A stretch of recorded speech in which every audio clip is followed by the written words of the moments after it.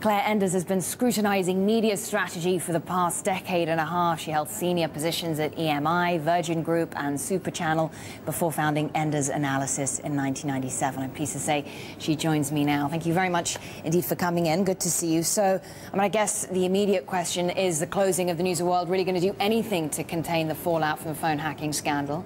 Well, it's a start, and directionally what it shows is a radical difference from the first statement that came out from Rupert Murdoch that was almost a defiant backup of Rebekah Brooks. And so the change of tack yesterday is a very welcome change. It shows some level of accommodation and understanding about the reality of the circumstances that have engulfed News Corp this week. Yeah, and I guess, there has been a great deal of concern about the reputational damage and then the implications for the acquisition of Sky B. So, what do we know at this stage about the regulatory process, about the way forward now? Well, the consultation that was announced last week closes today, and we understand that there has been a very significant volume of submissions. But the Prime Minister and Jeremy Hunt, the minister responsible, have made it clear all the way through the phone hacking scandal, which has after all been with us for several years, that the regulatory process and the police investigations are completely separate matters, as indeed they are in law. So actually, although this week there was a lot of talk about delay in that timetable, as a result of these political issues, we think that there will be no delay as a result of politics. Now, obviously, with that level and volume of submissions, it will take probably a few extra weeks for the minister and his team of civil servants, aided by Ofcom and the OFT, to get through that pile of paper. But we do not view the Sky B as at all in jeopardy as a result of these activities and whatever happened at the News of the World in the early part of the last decade. No, as you say, legally, and certainly the government's approach to this will be that these are two very different processes. One, investigation into a deepening phone hacking scandal that's been with us many years, and the other is this process about the potential acquisition. But nevertheless, the decision to close News of the World, I guess, the concern on the part of the Murdoch empire that this could spread, this could affect other businesses within the empire. He must have been hoping that this would go some way to smoothing the process for the bid for Sky B. Well, I don't think there is any real connection between the two, but I do think that the standing and reputation of the Murdochs would obviously be affected if they took no notice of the public's outrage, and in particular, if they took no steps to head off a boycott of their products. They would really be a management worth questioning on that matter. So it is very important for a company that sells as many consumer-facing products as this company to pay attention to what the public thinks of its actions.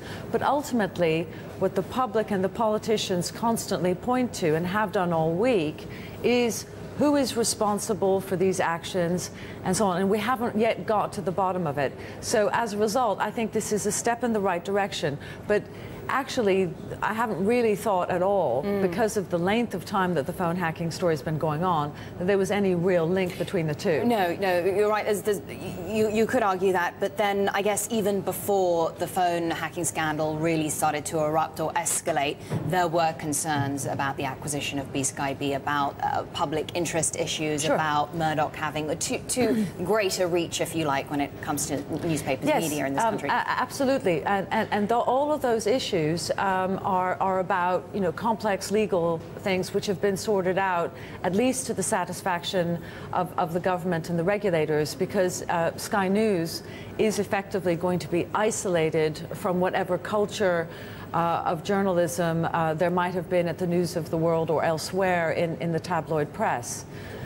So that is a solution that has been arrived at, and which is generally considered by lawyers, by us, as better than the alternatives. But it's been very interesting all along to see that commentators in the city misunderstand the law of the UK and misunderstand the legal ramifications of the existing process. It's not as if David Cameron can step in and suspend the regulatory process around Sky B. Our view is that would probably be illegal. Yeah, what about the likelihood of Ofcom, which of course monitors broadcasters in the country, likelihood of them intervening in the process? Well, they're not going to intervene in the process because these are currently just allegations. Let's not forget that these are just allegations. No crime has been proven, no one has been convicted of a crime, and so on. And in this country, as elsewhere in the Anglo-Saxon world, the police investigation must take primacy. So we're not looking at anything very serious at the moment at all. As is its legal obligation, Ofcom reminded people that a fit and proper person test can be applied at any time in future, and so on. But we don't think that, again, that has so little impact on B-Sky B and indeed on News Corp, because if someone is found to have done anything or convicted or something like that, that person will likely be removed as a director of any of these companies. I mean, aside from the B-Sky B bid, I mean, it's very difficult to ignore the amount of, and there we have her picture right there, I was going to say, the amount of focus and attention on Rebekah Brooks right now, who was CEO of News Corp now, but News International now, but was, of course, editor at the time when these phone hacking actions were taking place by certain employees at the paper. I mean, do you find it remarkable, if not astonishing, that she is getting that level of support from Rupert Murdoch, and could that have, sort of broader reputational impact on the empire at large? Well, I mean, I am not a specialist in this phone hacking story and so on. But what we've seen is that the Prime Minister has taken a very keen interest in tabloid ethics.